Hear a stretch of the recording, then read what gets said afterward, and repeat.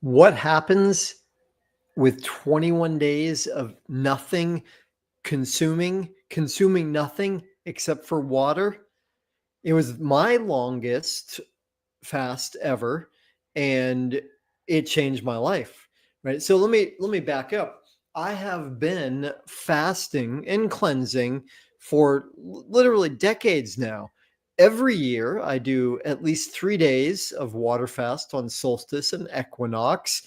In the spring I do 7 days. This last time though, why did I go for 21 days? I hadn't planned on it.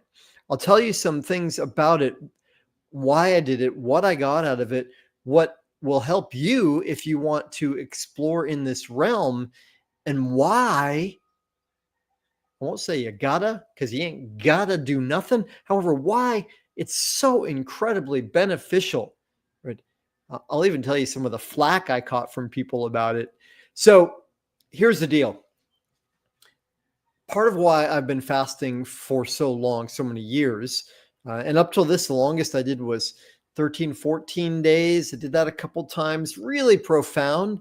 One of those actually is what gave me the space, the awakening, the insight, the intuition to go to live in Bali, where I lived for 13 years. And this time though, so why do I do that? Like, why is that a regular part of my life? It's not always easy. In fact, seldom is it easy. My experience is every time, right? Even if I'm just going to fast for a day, part of me goes, oh, I don't want to. It's going to be hard. I like eating. I'm hungry. Ooh, that looks good, right? It's very similar to when I do cold plunge, right? I know it feels good. I love it. And part of me is kicking and screaming on my way there.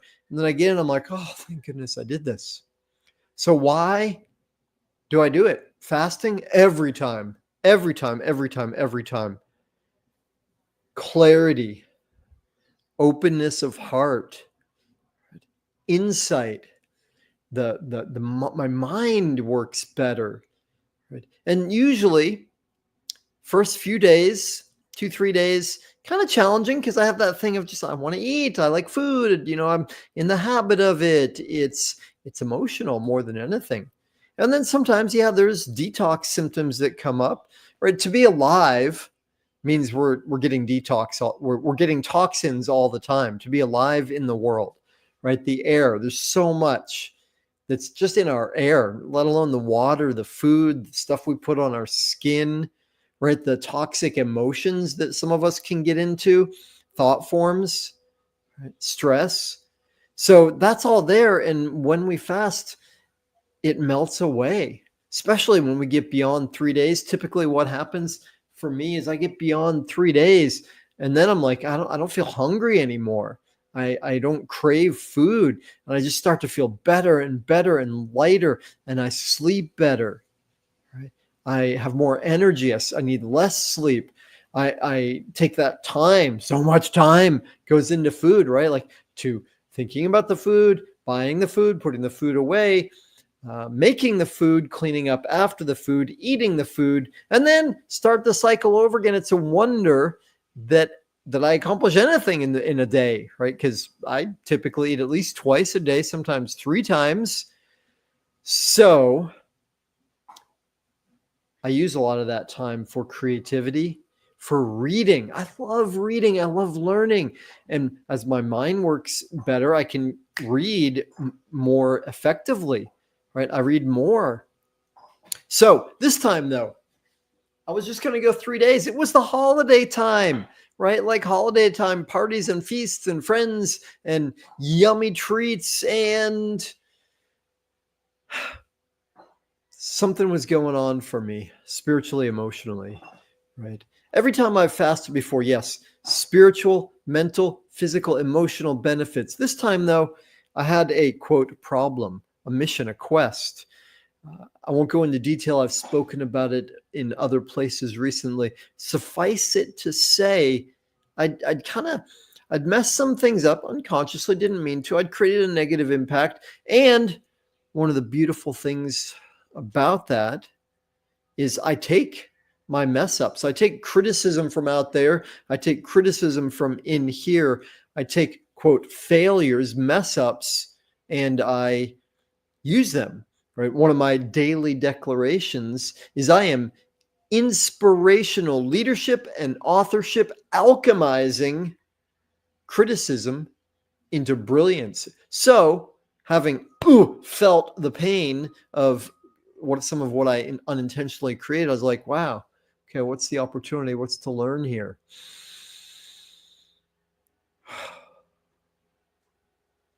And it was about my mission, which has been there for a while, but I mean, decades. My mission to be of greater love and service all the time. And as I realized, like, I wasn't doing that in these ways. Okay, awesome. Now I see it. So I made this quest for myself to go as deeply as I could into, here's the wording I use, infinite, impactful service with a heart broken open, loving, purely, generously, absent of self-concern. So, okay, I'll do my fast a little early. 3 days. I was feeling a bit of congestion, stress from the challenges were there. And so, okay. And then I got to the end of the 3 days. Big guy, big G said, you're not done yet. Keep going. Day by day, I kept tuning in. You're not done yet. Keep going. Before I knew it, I was up to day 16. 17. Well, might as well go to 21. I committed that this year I was going to do 21 days in a row, first time ever. Whew. It was hard, y'all. This fast was challenging for me, in part, I think, because of the intention. And, I figured, hey, ritual, what beautiful thing about ritual is to take something physical in the world, something tangible with a built-in meaning and intention, and use that for a deeper purpose, spiritual, emotional, psychological, right? So if I'm love and service absent of self-concern, hey, you know what? It's a good opportunity to not have the self-concern of what do I want for me? What am I going to take in for me? The pleasure, right? Even the sustenance. And instead use that opportunity to cleanse, to remove ego and self-concern. Now, I've gotten a lot of people asking me and making comments about it. Wonderful. Many people inspired to go into fasting. What do you do? What's it like for you? Depends on everybody. Here's a couple things, though, that I guarantee can be helpful for you. One, any fast is a good fast. And fasting, my favorite way of defining it is some kind of restriction, right? It might be, hey, you know what? I'm going to liquefy all my foods for the next 3 days, right? Smoothies and soups. Or it might be for the next 3 days or 2 days or 1 day or 7 days, no meat, right? That's kind of like, what is it? Lent is a bit like that, right? Or it could be like the Ramadan fast, which is for the next, I forget how many days they do, like 3 weeks or something, is going to be just eating when the sun is down, no eating during the day. Well, that's kind of how I normally go anyway, except for my chocolate superfood smoothie during the day. Now, so any kind of conscious restriction for a purpose of more awareness, more connection to the food, perhaps for letting go of something ritualistic, incredible benefits. And of course, if you haven't fasted or haven't fasted much, start small. It's like a muscle. Build yourself up. And I still remember the first time I did a 3-day juice fast. Maybe it was a water fast. This was in 1998. I was living at Esalen Institute. Oh my goodness, it was so hard for me. Now, if you are going to go for a juice fast, right, where you only have juices, or a water fast, that's kind of the next level of depth, challenge, intensity, right? And you get more benefits that way, right? Here's one thing you can do. Fast for little periods at a time, right? If I had launched into that last fast thinking it was going to be 21 days, might have been more challenging. But I was day by day just tuning in and listening And so I was like, okay, I can fast for one more day. Right. And I've had fasts in the past where like it got challenging. I wanted to eat, whether it was detox symptoms coming up that I wanted to, push down, or just like the craving for doing what everyone else was doing and looking at all that yummy food. Right, where I'm like, all right, I'm just going to fast for the next hour. I can't even think about the whole day. So the benefits are extraordinary. The possibilities for how to do it also wide ranging. I give you my fullest encouragement that it's useful, powerful. One last thing, an insight for me that came in. Every time I fast, I get insights. This time is the most conscious I've ever been of all the fasts I've ever done about how I'm re-entering the world of food. And there's a common wisdom in fasting, which is how many ever days you fast, 3 days, 7 days, 21 days, 40 days, 80 days, right? People fast that long. That same number of days should be very focused and conscious with your re-entry into food, right? Because we've cleaned out, right? We're way more sensitive. So you don't end a fast and then snap back to eating all the stuff you used to. Although I've done that before. Doesn't feel good, doesn't work well, right? It's kind of like it's puts the body through some real strong difficulty, right? And it also, we miss, and I'm more aware of this now than ever before, we miss some of the great opportunity because we're so sensitive. Get to eat some papaya, get to eat some steamed spinach, get to eat some cookie, and then see, wow, how it affects us. Like in short order, how does it affect us? And it's easy when we go through life normally to just do the stuff we always do, eat the stuff we always eat. And then there's so much going on, we don't really even notice how it affects us. It's just what's normal, right? Do what we've always got. We get what we've always gotten.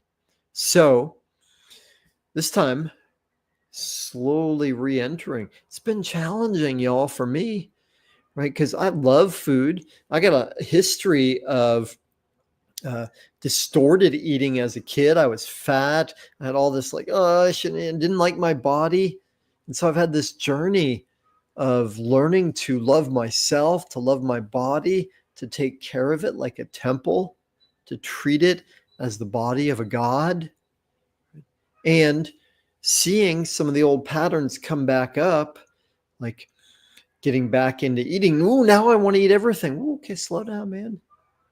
I remember my friend David Avocado Wolf years ago saying this brilliant thing, which is the less we eat, the longer we live, right? Because one of the biggest robbers of longevity is overeating. The less we eat, the longer we live. The longer we live, the more we get to eat.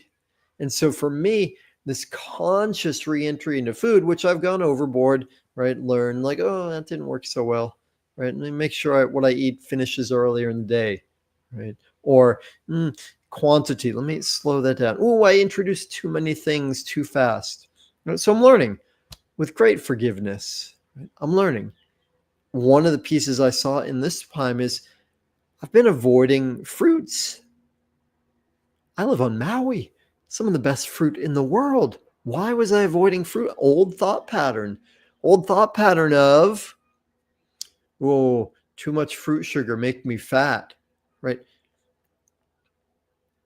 That goes back to when I was like in my teens, fear of being fat. I haven't felt afraid of being fat consciously in a long time yet. Ooh, there was that unconscious thought form affecting my behavior. So grateful. So the last, whatever it is, 18 days, I have been rejoicing and loving fruit in a way that I never have in my entire life. The pleasure and joy of food, right? That's a big part. What we eat matters. How much we eat matters. When we eat matters. Why we eat matters. And how we do it, that matters too. All right. Enough for now. Thank you for tuning in. I love that you are interested. If I could inspire you, awesome. If I can help you with what you're creating with your food, with your life, how it affects where you're going. If you want to get into fasting, if you're interested in the possibility of working with me, send me a direct message, leave a comment, a question. Happy to respond. Thanks for tuning in. I love you. I love that you are interested in and doing something about creating more vibrancy in your life. Aloha.